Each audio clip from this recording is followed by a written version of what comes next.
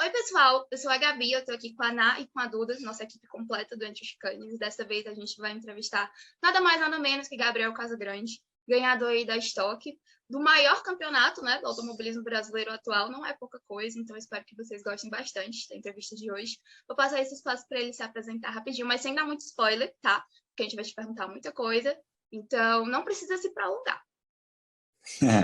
Oi, pessoal, aqui é o Gabriel. Como a Gabi, minha xará, aí falou, o atual campeão da Stock Car, o atual líder. Estou aí para abrilhantar ainda mais esse canal de vocês. Obrigado pelo convite mais uma vez. A gente que agradece. E a minha primeira pergunta para ti é justamente sobre isso. Tu foi campeão da Stock, né, ano passado. Deve estar cansado já de ouvir falar sobre isso, mas é ainda o principal assunto. E assim, tu esperava? Primeira corrida do ano passado, assim, tu já pensou, não, esse ano eu acho que vai rolar? Ou foi assim, na maior confiança? Ou foi uma coisa que foi acontecendo no decorrer do ano e tu se adaptou com essa ideia? Bom, primeiro que eu não estou cansado de falar disso, eu vou falar por muito tempo ainda e espero que não seja o único, né? Espero que eu consiga outros ainda. Só que, respondendo a sua pergunta, todo início de ano a gente imagina que a gente vai brigar na frente, a gente tenta dar o nosso máximo, tenta chegar com algumas coisas novas para tentar ter um resultado diferente do que foi feito quando você ainda não conseguiu conquistar o título. E só que no início do ano passado eu vinha de uma decepção muito grande, de uma frustração muito grande do final de 2020, que eu não pude correr a última etapa por conta do Covid. Eu estava com uma condição plenamente possível de ser campeão em 2020, se eu participasse da etapa final. E aí eu estava bem para baixo, estava bem triste. Eu fui para aquela primeira corrida que foi em Goiânia, assim, não botando muita fé, só vamos lá, vamos correr, vamos ver o que dá. E a gente chegou lá, eu consegui um pódio, mas o desempenho do carro não era tão bom, não estava legal, eu não estava satisfeito. E depois daquilo a gente fez algumas modificações aí, eu já posso falar que desde aquela segunda etapa do ano passado, o setup do meu carro mudou praticamente zero. A gente ia fazendo alguns ajustes finos só nas etapas. E na segunda etapa do ano passado, que foi em Interlagos, eu fiz a pole e ganhei a corrida. E ali eu percebi, opa, eu posso brigar em diversas etapas, eu posso brigar na frente. Só que para você ganhar um campeonato é preciso muita consistência, você tem que estar com a cabeça muito boa, tem que estar muito tranquilo, sabendo que os momentos ruins vão acontecer. E eu estava disputando com caras que já haviam sido campeões. O cara que mais deu canseira no ano passado foi o Daniel Serra, e ele é um tricampeão e estava pronto para levar o quarto título. E na final eu cheguei disputando também com o Thiago que não tem título, mas tem número de campeão. É um cara que nunca se dá por vencido, e eu sabia que ele seria osso duro de roer. E ao longo do ano eu fui simplesmente fazendo as minhas corridas, tentando manter a minha cabeça calma, porque era uma situação nova para mim. Eu estava enfrentando os caras que já tinham conquistado ou que já estão em evidência faz muito tempo, e era uma situação nova para mim. Então, toda a corrida, você via a mídia aumentando um pouco, a importância do que você fazia aumentando um pouco. Então, eu tinha que me preocupar demais com o que eu fazia dentro da pista, fora dela também, e não deixar isso afetar o meu resultado. E como eu te falei, desde essa segunda etapa no ano passado, não que eu achei lá que eu seria campeão, mas eu percebi que seria possível. E aí a gente teve que trabalhar o ano inteiro para conquistar isso. E vou te falar, até a última volta da última corrida, ali em dezembro, eu não estava comemorando, eu não estava dizendo que já estava ganho. Eu fui só... quem quiser depois ver, tem no meu canal do YouTube a corrida inteira, com rádio, tudo. O único esboço de reação que eu dou para comemorar é na última reta, que aí eu percebo que realmente não tem mais quem me tire aquilo. Era uma vantagem já confortável na pontuação. Então, eu esperei até o último momento para não dar sorte para o azar, assim, para não ter problema. E eu realmente recomendo a todo mundo que assista, porque eu assisti de casa e foi muito legal. Realmente, assim, ali pela última volta que tu começa a chorar lá no cockpit, eu achei muito legal. Não legal ver uma pessoa chorando, né? Mas era um motivo legal. E toda a comemoração de toda a família. Eu sempre falo que ali, pra mim, foi um dos meus momentos preferidos da Stock Car até agora. E assim, tu falou do Daniel Serra, foi tricampeão, Thiago Camilo. E a minha próxima pergunta é justamente sobre isso. É fácil manter essa amizade dentro e fora da pista? Como que é a relação de vocês quando tá porta com porta e quando tá, sei lá, box com box? Como que tu consegue lidar com esse extra pista?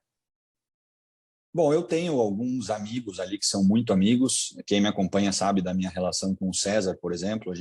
Ele é um dos meus melhores amigos na vida. Eu sempre tentei ajudar ele de alguma forma que eu podia, quando isso era necessário. E eu tenho outros amigos ali também, mas eu acho que, assim, a minha relação com o Thiago, ele foi um cara que sempre me ajudou desde a época que eu cheguei na Stock Car com 18, 19 anos, que ele começou muito cedo também, e os nossos pais se davam muito bem. Então, eu acabei me dando muito bem com ele, ele sempre me tratou muito bem, nunca tive nenhum problema, apesar de saber do jeito que às vezes é difícil de lidar com ele. Ele é um cara um pouco diferente, tem os pensamentos dele e eu tenho os meus. A gente já discutiu, é natural, mas nunca chegamos a ter nenhuma briga, nenhum problema, porque as nossas disputas dentro da pista sempre foram muito leais.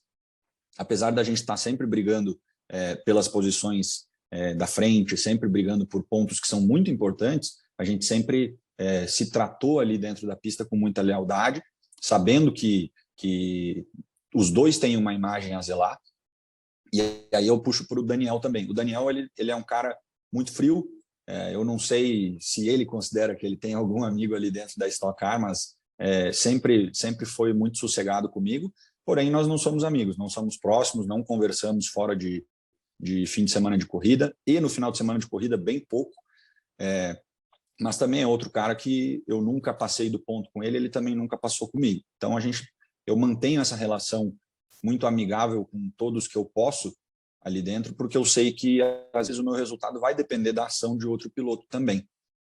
Apesar de saber que tem gente ali dentro que, por N motivos, não gosta de um ou de outro e acaba tomando atitudes que não são legais. Eu sei que o público, às vezes, gosta de ver o circo pegar fogo, gosta de ver os carros se batendo e tudo, mas para a gente não é bom, porque a gente não está estragando só a corrida do cara que a gente vai prejudicar se tomar essa atitude. A gente está estragando a nossa imagem, estragando o esporte como um todo.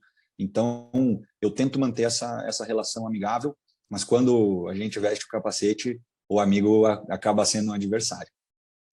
Eu imagino que para certas situações, como o Thiago, como tu falou, o César, que é teu amigo desde sempre, é um pouco mais difícil estar lá disputando uma coisa tão grande com eles. Acho que para uma pessoa... Eu vou contar um negócio do César, do ano passado, que foi na 9ª etapa, se eu não me engano, em Goiânia. O César, ele ainda não conquistou uma vitória, e até a zoação em relação a isso, minha e do Thiago para cima dele, mas tudo na amizade. Ele estava saindo do box, ou eu estava saindo do box, e ele vinha com o botão de ultrapassagem acionado, e ele estava muito longe de mim, e ele se jogou assim na freada e me bateu e quase me rodou. Foi um negócio assim que depois eu fui falar com ele sem sem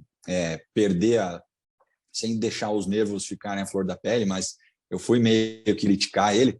E só que é engraçado que a gente sai do carro e quando a gente se encontra a gente começa a dar risada, porque se ele tivesse me tirado da corrida era uma coisa, aí a história seria outra, mas como ele não tirou, foi só uma batida que eu achei exagerada, não precisava, e não deu nada demais. A gente sai, chega o Gabriel lá todo cara fechada, querendo dar uma bronca nele, o César já começa a dar risada, a gente começa a dar risada, se abraça e fala assim, ó, se você fizer de novo, você vai se ferrar comigo.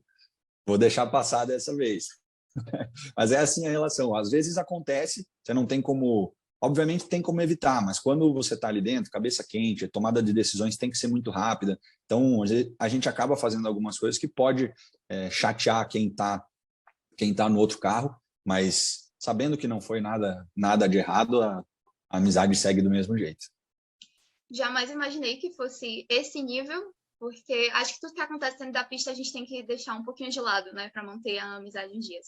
Mas também imagino que com o Daniel Serra deve ser um pouco mais fácil fazer certas ultrapassagens, bater e etc., por eles não ter uma amizade ali muito grande contigo, né? Então acredito que César é mais café com leite, né, na relação de vocês. É tipo isso.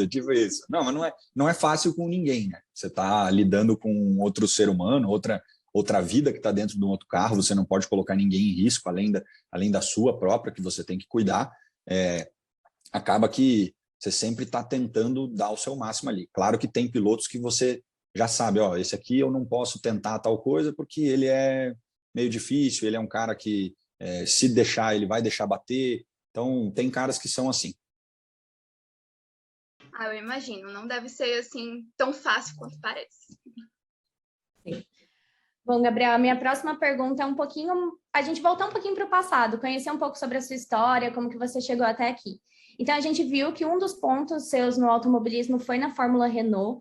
Então, você fez essa temporada, você decidiu voltar para o Brasil e começar a focar mais a sua carreira nesses carros de turismo. Mas quando você estava lá na Fórmula, quando você estava lá na Europa, você tinha o sonho de continuar a sua carreira em Fórmula? Tipo, você gostaria de fazer essa carreira nisso?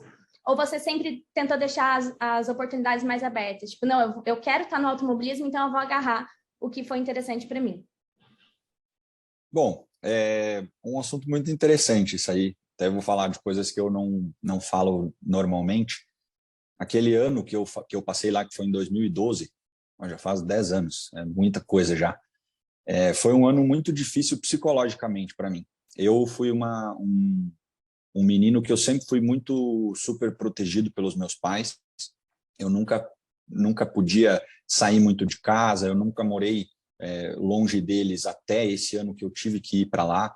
Então foi bem complicado para mim a situação de eu ter que sair aqui do Brasil e ir para lá. E eu lembro que era uma época que eu estava aqui aproveitando o verão com os meus amigos, estava tranquilão, 30 graus na praia e tal. Meu pai simplesmente me falou: você está indo para a Inglaterra daqui 2 semanas. E aí eu fiz as minhas malas, fui, cheguei lá.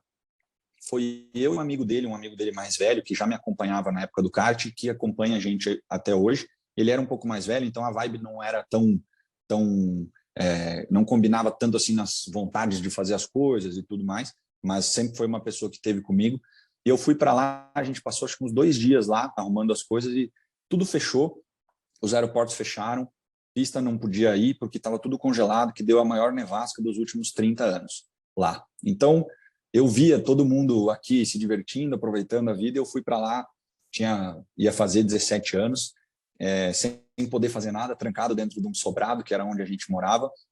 E aí, ali eu já comecei a repensar tudo. Eu falei, poxa, será que é isso mesmo que eu quero? Que eu vou ter que passar todo esse sofrimento aqui, vou ter que ficar longe da minha família, longe dos meus amigos, sabendo que as despesas eram muito grandes, apesar de que na época a Libra, que eu fui morar na Inglaterra, a Libra era 2,80. Então, se você for ver hoje, era barato, né? Mas era caro para a época. E ao longo daquele ano, eu corri o campeonato, tive umas corridas boas, tive corridas ruins, foi muito legal para essa experiência de automobilismo que eu tive, para a experiência de vida também, porém, no início era uma choradeira desgraçada, eu e a minha mãe no Skype, até falo que se não tivesse internet seria um pouco mais fácil para mim, porque daí eu não ia ver nada, eu ia simplesmente fazer o que tinha por lá, mas eu conseguia falar com todo mundo, então eu sofria bastante por isso, era um menino muito tímido, sempre soube falar inglês, mas não desenrolava porque eu tinha vergonha de tudo, tinha vergonha de todo mundo. E o meu pensamento no automobilismo, eu sempre gostei de corrida, mas eu não era totalmente focado em Fórmula 1. Eu sempre tive a minha cabeça aberta para isso, e eu lembro das minhas épocas de kart que eu valorizava muito mais do que os meus amigos os pilotos da Stock Car, por exemplo, quando a gente encontrava algum.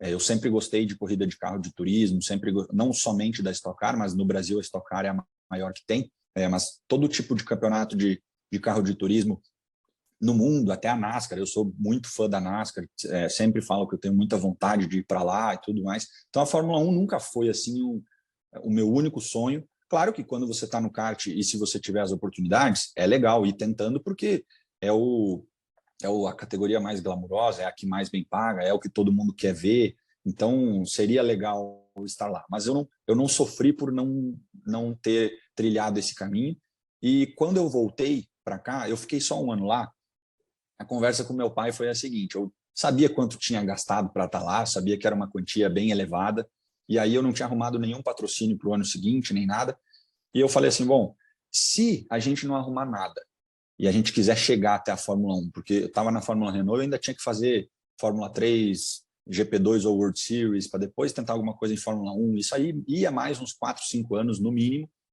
para bater na porta de uma equipe de Fórmula 1, tendo resultados, né, que você nunca sabe se você vai ter. Eu perguntei para ele, se a gente for pelas próprias pernas, você vai dar conta? financeiramente? E ele falou, olha, dá conta a gente dá um jeito, vamos lá, faz, tal, mas é bastante tudo. E aí eu pensei sobre isso, não foi em conversa com ele ou com a minha família, eu decidi voltar. Falei, não quero mais ficar gastando esse rio de dinheiro aqui, sei que dá para viver do automobilismo em outros lugares, até mais facilmente. Se você dá certo na Fórmula 1, você ganha muito dinheiro, porém a chance de você dar certo é muito pequena. Agora, em outros lugares do automobilismo, a chance de você dar certo é muito maior, apesar de você ganhar um pouco menos. Porém, dá para se viver muito bem. Eu vivo do automobilismo já faz alguns anos e vivo muito bem, vivo tranquilo. E aí eu até pensei, falei, tenho as minhas 2 irmãs que têm que aproveitar a vida tanto quanto eu, não vou gastar todo o dinheiro da família aqui por causa de um sonho que é só meu. E aí eu voltei. E quando eu voltei, eu ia parar de correr.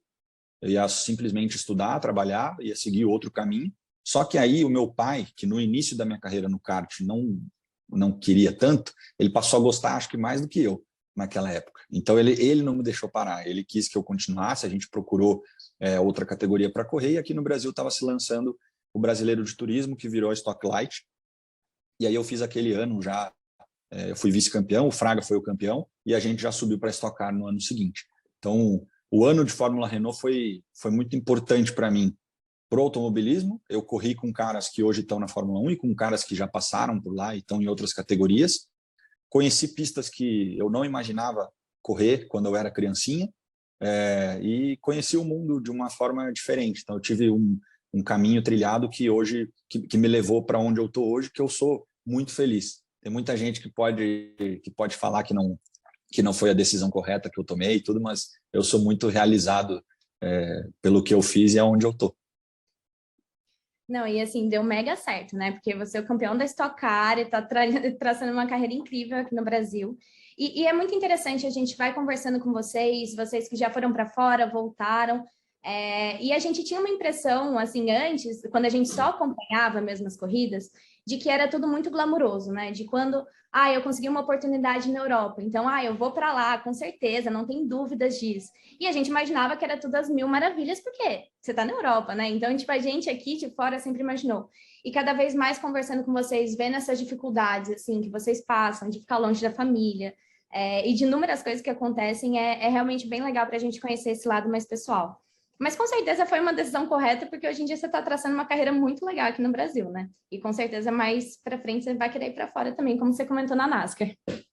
Eu tenho essa vontade, tenho vontade de voltar, mas a gente sabe que as condições elas são diferentes, a gente precisa ter um convite, precisa ter situação financeira tranquila para ir para lá, se não rolar alguma coisa sendo pago. Então, não fechei a minha cabeça para isso, obviamente que eu quero ir, mas se não for também, aqui está tudo dando certo, como eu mesmo falei, eu tomei essa decisão, nem sempre foi fácil. Eu tive alguns pontos ali desses meus últimos 7, 8 anos que eu estou na Stock Car, que eu pensei em parar, que eu pensei em ir para o outro lado mesmo, porque as coisas não davam certo, e é natural você pensar em ir para outro caminho, você não pode ficar dando murro em ponta de faca. Mas, por algum motivo ou outro, eu continuei e hoje tá tudo dando certo, como você falou. Quero muito ter oportunidades lá fora, tenho conversas e tudo mais. Esse ano eu poderia ter ido, mas a conversa era a seguinte, larga tudo e vem para cá. Então, e eu não queria, porque eu consegui capitalizar muito bem esse campeonato que a gente ganhou, consegui melhorar meus contratos por aqui, então eu tenho que aproveitar bastante a fase, eu não sei até quando que vai durar, vou lutar muito para fazer ela ser muito longa, mas a gente nunca sabe, então tem que aproveitar enquanto pode. Vocês estão trabalhando num esporte, né? Então é tudo muito coração, vocês amam o que vocês estão fazendo, então assim, tem que tomar essa decisão assim com o coração, mas pensando muito racionalmente também, porque se você larga tudo e vai embora, e aí, enfim, como que vai ser? Mas já aproveitando desse assunto, você está traçando, como a gente comentou, várias categorias que você está participando. Qual que é que você sonha, assim, tipo, hoje em dia? Claro que as coisas podem mudar mais para frente, mas tem alguma categoria que você fala, nossa, caraca, eu quero chegar lá, é essa aqui que eu quero? Eu falo muito sempre da NASCAR, gosto demais do estilo de corrida que é, do quanto o americano sabe fazer o show, sabe aproveitar toda a mídia que eles têm é muito diversificado o jeito de corrida que eles fazem. A gente aqui no Brasil, a Stock Car, ela tem as 12 etapas, a gente sabe que vão ser 2 corridas por etapa, com sempre a mesma duração. Você não tem nada de muito diferente. Lá na NASCAR você tem corrida que é de noite, você tem corrida que é de dia, você tem corrida que dura 1h30, tem corrida que dura 5 horas. Então, tudo isso vai te deixando... Todo mundo tem oportunidades lá, porque todos os pilotos têm pistas que gostam mais. Tem oval curto, tem oval longo, tem circuito misto, tem de todo jeito lá. E eu acho muito bacana a vida do piloto lá, porque são 36 finais de semana que eles passam fora de casa, literalmente. Então, o cara literalmente leva a família para a estrada e eles passam o ano dentro de um trailer. E isso eu acho legal, esse pensamento. Aqui a gente só tem as 12 etapas, que são em 10 datas. Se eu não corresse de nenhuma outra coisa ou não fizesse mais nada dentro do automobilismo, seriam só esses 10 finais de semana que eu estaria na pista. E o piloto quer estar sempre lá. Isso, quem falar que não, está mentindo, porque a gente sempre quer estar na pista. Todo carro que a gente puder andar, a gente vai estar andando, porque todo o tempo de pista é importante. Mas a categoria que eu sonho chegar é a NASCAR, apesar de saber que é bem difícil, bem complicado. Eu sou bem cabeça nessa questão, assim, eu sei que as coisas são difíceis, mas se qualquer coisa que rolar fora do país que me atraia, como o WEC ou fazer o IMSA, alguma coisa assim, eu vou querer ir e vou aproveitar muito bem a oportunidade. Ah, legal. O americano, ele tem esse estilo de vida diferente, né? A gente vê os esportes, assim, desde NFL, NBA, que eles passam realmente ao dia, né? O dia do evento, que eles fazem inúmeras coisas. Então, é uma coisa bem legal. Espero que a gente te veja lá no futuro, que acho que vai ser bem interessante também. Tomara a Deus. Bom, a minha próxima pergunta é sobre o número que você usa no seu carro. Então, você usa o número 83 e a gente queria entender se tem alguma história por trás, se foi uma decisão aleatória e se você pretende sempre continuar com esse número. 83, eu acho que vocês sabem, eu sou gremista fanático, assim, sou muito torcedor. E quando eu comecei a correr de kart, era 2007. Foi no meu aniversário de 12 anos, o meu pai me ligou e falou: você vai na oficina tal, fala com tal cara, tem um kart lá para você, você vai correr final de semana. E aí eu cheguei lá, conversei com o cara, ele falou: agora você precisa escolher um número. E eu nunca tive nada na família assim relacionado à competição, nada, ninguém tinha um número que era de superstição e tudo mais. Então eu não sabia muito o que colocar. Eu pensei em colocar o 95, o ano que eu nasci, mas ia ser muito clichê, porque na minha época no kart todo mundo fazia isso. E aí o Grêmio, naquela época, estava voltando da segunda divisão, estava indo para a Libertadores, estava muito bem. E o Grêmio usa muito o 83 para itens promocionais e tudo, porque é do maior título do clube, que foi o título mundial. E eu gostava do número, achei legal. Eu falei: vou colocar esse 83 aí, vamos ver o que dá. Acho que a única vez que eu não corri com ele foi na Fórmula Renault, porque lá você recebia o número pelo número da sua inscrição, não era o número escolhido. Então lá eu corri com o 60, eu acho, que eu fui um dos últimos a me inscrever no campeonato. E do resto da vida foi sempre 83. E esse ano eu tive a oportunidade de mudar para o 1, mas achei que seria um certo ar de superioridade de minha parte. Eu não gosto disso, então eu escolhi continuar com 83. E eu acho que eu vou sempre continuar com ele, porque não é um número comum, então nunca tem muita gente querendo ele. Então, acho que 83 vai estar sempre livre para mim. É um número que sempre me deu sorte, me deu coisa boa. Então a gente vai sempre continuar. Eu sempre acho muito legal quando tem esses crossovers, assim, que vocês, pilotos, falam de futebol, gostam de outros esportes, e sempre tem uma história com isso, porque a gente adora. Então, eu acho muito legal. E tá dando sorte para você, é sua marca, entendeu? Gabriel 83, a gente continua desse jeito que tá funcionando até então, né? Então tá ótimo. Tá, então a minha primeira pergunta é que a gente já viu que você é do churrasco, né? Você tem um reality show. E assim, no final da sua carreira, ou se alguma coisa não der certo, você pensa em, sei lá, vem aí Gabriel Churrasqueiro, Casa Grande Churrascaria, ou alguma coisa do tipo? Olha, eu gosto muito e aprendi desde cedo, porque a minha família, meu pai é gaúcho, então sabe fazer um bom churrasco. No interior onde eu morava, que era em Dois Vizinhos, A gente, sempre que dava, estava fazendo carne, então eu sempre aprendi. E eu gosto muito da ideia de ter um restaurante, mas eu acho que é muito complicado. Não sei se seria por esse lado aí. Eu já tenho, como você falou, se alguma coisa der errado aí na minha carreira e tudo mais, já estou direcionando os meus ganhos para alguns investimentos em alguns outros lugares e tal, para realmente ficar bem calçado nessa situação, para saber que nem tudo são flores e às vezes você pode ter que ir para outro lado, mas eu não sei se seria eu fazer alguma coisa de culinária, porque eu só sei fazer churrasco, eu não sei fazer mais nada além disso, então eu só sei fazer a carne lá, nem organizar uma salada eu não ia conseguir, um arroz eu não sei fazer, então eu sei cortar a carne, temperar e botar no fogo, isso eu sei fazer. Agora o resto eu preciso da ajuda da galera. Minha mãe sempre faz uma saladinha, uma maionese, alguma coisa para acompanhar, mas o Gabriel na gastronomia acho que não ia dar muito certo, não. Se for abrir, vai ter que abrir em família, né? Para alguém te ajudar e você ficar ali só. Eu cuidar só da churrasqueira, o resto o povo vai ter que cuidar. Ah, que legal. E a minha próxima pergunta é que a gente sabe que você é um grande torcedor de Max Verstappen, mas tem algum outro esporte que você acompanha, que você gosta, que você até pratica e que não seja relacionado ao automobilismo? Olha, tem, né?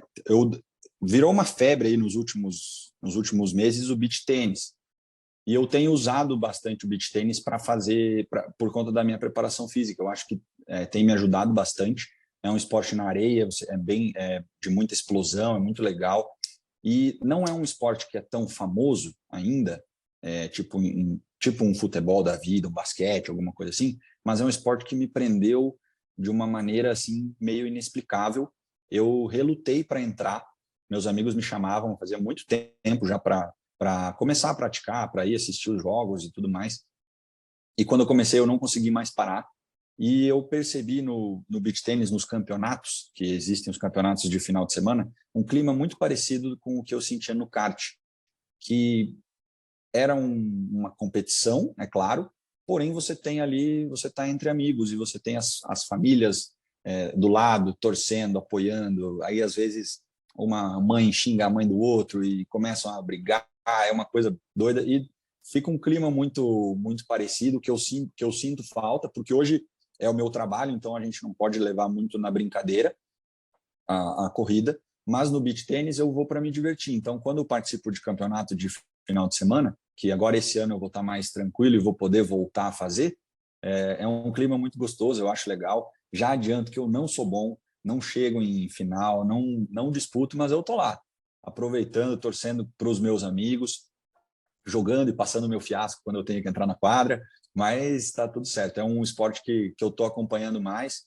que eu aprendi a gostar e que eu acho muito bacana. Quem puder e for praticar não vai conseguir parar.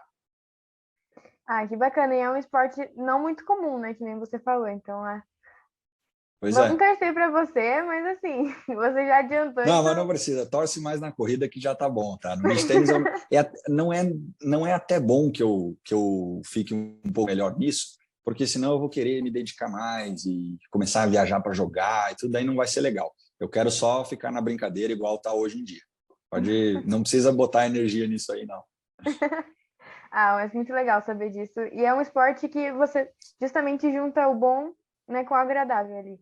Porque te ajuda na preparação para as corridas e é uma coisa que você se diverte, então acho que deve ser super legal esses finais de semana que você tá fora da pista, mas você tá dentro da quadra. Uhum. E a minha próxima pergunta é uma pergunta que a gente faz para todo mundo, que é sobre os seus rituais. Quais são os rituais que você tem antes de entrar no carro ou antes das corridas? Então, assim, a gente já escutou de tudo, então não precisa ter vergonha, porque, assim, são muitas histórias e a gente adora todas. Bom, eu não sou muito... não tenho muita superstição. Tipo, se eu vou bem em alguma corrida, eu presto atenção no que é que eu fiz antes e tudo mais. Eu não ligo muito para isso. Mas teve uma coisa que começou desde a época do kart, que é eu colocar a sapatilha direita antes da esquerda, e aí eu amarrar a sapatilha direita para daí amarrar a sapatilha da esquerda. Eu nunca coloco a sapatilha e amarro para depois colocar a outra e amarrar. Sempre calço os 2 pés para daí amarrar uma e amarrar a outra. É a única coisa que eu tenho. Não tenho superstição com a cor da camiseta, com a cor da cueca, com o jeito que eu entro no carro, não muda nada para mim. Mas é claro que eu tento sempre fazer tudo da mesma forma para o meu corpo e a minha mente estarem acostumados com isso. E eu gosto muito de, além de rezar, que eu acho que me dá uma paz um pouco antes de cada atividade que eu for fazer na pista, ouvir uma boa música. Eu gosto muito de música ao vivo, de tudo que é jeito, porque aí você sente a atmosfera da galera ali cantando, às vezes dá um up na minha vibe, e eu gosto disso. Então, é sempre assim, vamos falar agora de um dia de corrida, eu chego, quando eu vou me trocar, eu cuido só com essa parte da sapatilha, me troco, aí eu fico na minha salinha ali escutando uma boa música, e quando eu entro no meu carro, eu faço a minha oração, e aí eu tô pronto, aí eu vou curtir, além de trabalhar, é uma curtição também. Ah, que legal. Essa parte da música a gente já escutou de várias pessoas e é muito interessante, porque cada um escuta um tipo de música diferente. Tem gente que escuta música clássica, tem gente que gosta de um rap bem para chegar já com a autoestima lá em cima, então é muito interessante também saber que você faz isso também. Agora a Gabi vai fazer a última pergunta, e é isso aí. Obrigada, Gabriel. Obrigado. Esqueceu de mencionar que tu sempre posta uma story com a quentinha do almoço escrito todo glamour. Eu adoro. Esse não é dia de corrida se não tiver essa história. É verdade, verdade.